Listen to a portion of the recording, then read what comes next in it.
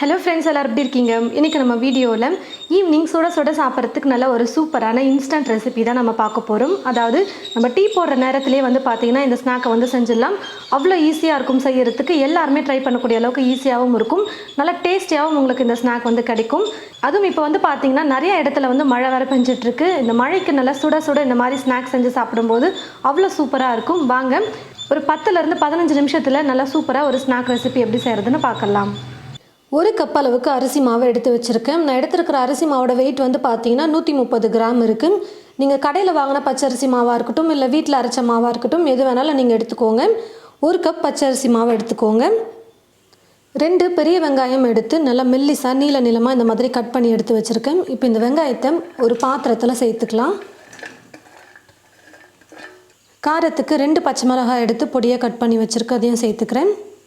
பொடியாக நறுக்கிய கருவேப்பிலை கொஞ்சம், பொடியாக நறுக்கிய கொத்தமல்லி கொஞ்சம் அதிகமாகவே நான் சேர்த்துக்கிறேன். கொத்தமல்லியை 1/2 ஸ்பூன் சீரகம், 1/4 ஸ்பூன் மஞ்சள் தூள், காரத்துக்கு தேவையான அளவுக்கு மிளகாய் தூள் சேர்த்துக்கலாம். ஏற்கனவே பச்சை மிளகாய் வர சேர்த்துருக்கோம். இப்போ தேவையான அளவுக்கு வெறும் மிளகாய் தூள் சேர்த்துக்கோங்க. நான் 1/2 ஸ்பூன் அளவுக்கு சேர்த்துக்கிறேன். உப்பு தேவையான அளவுக்கு சேர்த்துக்கிறேன். பெருங்காயத்தூள் ஒரு 2 சிட்டிகை அளவுக்கு சேர்த்துக்கிறேன். இஞ்சி பூண்டு விழுது 1/2 ஸ்பூன் சேர்த்துக்கிறேன். இஞ்சி பூண்டு விழுது இல்லைனா பரவாயில்ல, நீங்கள் இஞ்சியும் பூண்டையும் தட்டி கூட சேர்த்துக்கலாம். அப்படி இல்லைனா வெறும் இஞ்சியை கூட நீங்கள் சின்ன சின்னதாக கட் பண்ணி கூட சேர்த்துக்கலாம். இப்போ முதல்ல இது எல்லாத்தையும் சேர்த்து வெங்காயத்தோடு நல்லா கலந்து கொடுத்துக்கலாம்.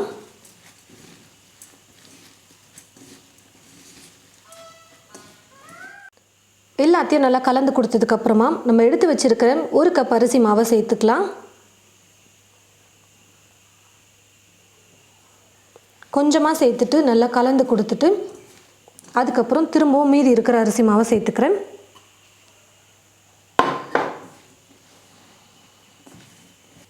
நம்ம எடுத்துருக்கிற 2 வெங்காயத்துக்கு ஒரு 2லேருந்து 3 ஸ்பூன் அளவுக்கு எண்ணெய் எடுத்து நல்லா இந்த மாதிரி சூடு பண்ணிவிட்டு சேர்த்துக்கோங்க.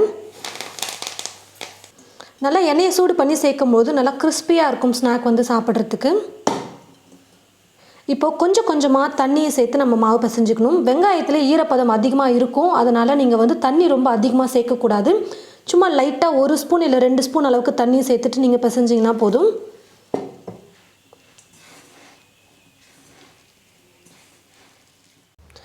பாருங்கள் ஃப்ரெண்ட்ஸ், தண்ணி கொஞ்சமாக சேர்த்து நான் மாவு பிசைஞ்சிக்கிட்டேன். வெங்காயத்தில் ஈரப்பதம் இருக்கிறதுனால ரொம்ப அதிகமாக தண்ணி சேர்த்து நீங்கள் மிக்ஸ் பண்ணிட்டீங்கன்னா கொஞ்சம் நேரத்துலேயே பார்த்தீங்கன்னா ரொம்ப இலக்கமாயிடும். கொஞ்சம் கொஞ்சமாக தண்ணி சேர்த்து நீங்கள் மாவு பிசைஞ்சிங்கன்னா கரெக்டான பதத்துக்கு நம்மளால் மாவு பிசைய முடியும். நம்ம பிசைஞ்சிருக்கிற மாவு பார்த்திங்கன்னா வெங்காயம் தான் அதிகமாக தெரியும், மாவு கம்மியாக இருக்கும். இதுதான் கரெக்டான பதம். நீங்கள் வெங்காயம் அதிகமாக இருக்குது, மாவு ரொம்ப கம்மியாக இருக்குதுன்னு சொல்லிட்டு நிறையா மாவு கொட்டி மிக்ஸ் பண்ணிடாதீங்க. இந்த மாதிரி தான் இருக்கணும். வெங்காயம் அதிகமாகவும் மாவு குறைவாகவும். அப்போ தான் எண்ணெயில் போட்டு ஃப்ரை பண்ணும்போது கரெக்டான பதத்துக்கு நம்மளால் ஸ்நாக் கொண்டு வர முடியும். ரொம்ப மாவு போட்டிங்கன்னா வெறும் மாவாக இருக்கும், சாப்பிட்றதுக்கு அவ்வளோ டேஸ்ட் நல்லா இருக்காது. வெங்காயம் நிறையா இருக்கணும். இந்த ஒரு டிப்ஸை மட்டும் கரெக்டாக ஃபாலோ பண்ணிக்கோங்க. இந்த மாதிரி கொஞ்சம் ஷேப்பே இல்லாமல் தான் நம்ம எடுத்து போட போகிறோம் ஸ்நாக்ஸ் செய்கிறதுக்கு, அதனால் இது கரெக்டான பதத்தில் இருக்குது.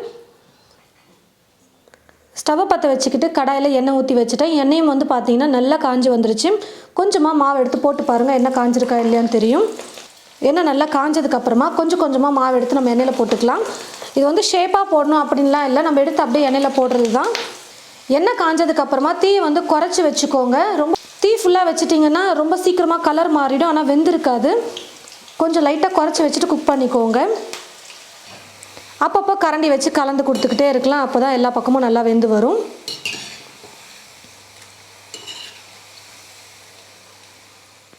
பாருங்கள், நல்லா வெந்து மேலேயும் நல்லா கலர் வந்துருச்சு. இப்போ இந்த மாதிரி ஒரு வடிகரண்டில் எடுத்துக்கிட்டோம்னா இருக்கிற எக்ஸ்ட்ரா எண்ணெய் நல்லா வடிஞ்சிட்டு வந்துடும்.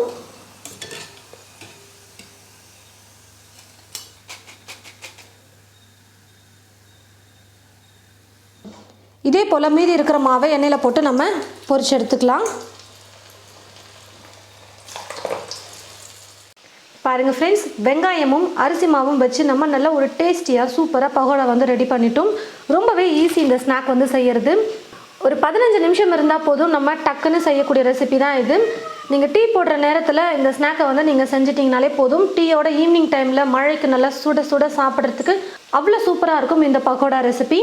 நல்லா மொறு மொறுன்னு இருக்கும் சாப்பிட்றதுக்கே. பாருங்கள், அரிசி மாவு மட்டுமே வச்சு செஞ்சுருக்கிறதுனால நல்லா கிறிஸ்பியாக வந்திருக்கு. சாப்பிடவும் அவ்வளோ நல்லா டேஸ்டியாக இருக்கும். நம்ம அரிசி மாவை கொஞ்சம் கம்மி பண்ணிவிட்டு வெங்காயம் ரொம்ப அதிகமாக சேர்த்துருக்கிறதுனால சாப்பிட அவ்வளோ நல்லா டேஸ்டியாக இருக்கும். நான் சொன்ன அளவுகளை கொண்டு நீங்கள் செஞ்சீங்கன்னா கண்டிப்பாக நல்லா பர்ஃபெக்டாக உங்களுக்கு வெங்காய பகோடா நல்லா சூப்பரான டேஸ்ட்டில் கிடைக்கும். கண்டிப்பாக நீங்கள் உங்களோட வீட்டில் ட்ரை பண்ணி பார்த்துட்டு எப்படி இருக்குன்னு மறக்காம கமெண்ட் பாக்ஸில் வந்து கமெண்ட் பண்ணுங்கள். இந்த வீடியோவை மற்றவங்களுக்கும் ஷேர் பண்ணுங்கள். இது போல் நிறைய ரெசிபிஸ் பார்க்க தமிழ் ஃபுட் மசாலா சேனலை மறக்காமல் சப்ஸ்கிரைப் பண்ணிக்கோங்க. கூடவே பக்கத்தில் இருக்கிற பெல் ஐக்கானை கிளிக் பண்ண மறந்துடாதீங்க. தேங்க்யூ.